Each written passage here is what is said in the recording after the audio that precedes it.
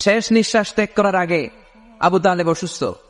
আবু জাহেল, উতবা, সাইবা একদিকে, আমার নবী আরেকদিকে।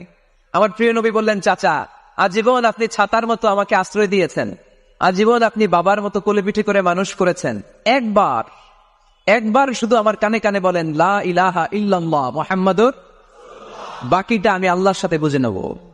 কিন্তু আবু জাহেল পাশে আসে না নাই? আবু জাহেল কয় না, আবু তালেব খবরদার, আজীবন যে শিরকি ধর্মের উপরে ছিল ওইটার উপরেই থাক, বাপ দাদার ধর্মে চুনকালি মাখিস না। একবার আবু তালেব প্রিয় নবীর নুরানি চেহারার দিকে তাকায়, মনে মনে ভাবে এখনই পড়ে ফেলি কালিমা, মুহাম্মদের আদর্শই আমার আদর্শ বানায় ফেলি।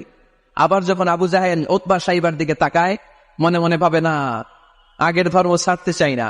এই দোটানা অবস্থা থেকে শেষ নিঃশ্বাস ত্যাগ করার আগে আবু তালেব এটা বলে মারা গিয়েছে, আলা মিল্লাতি আব্দুল মুত্তালিব, আমি আব্দুল মুত্তালিবের শিরকি ধর্মের উপর থেকে শেষ নিঃশ্বাস ত্যাগ করলাম।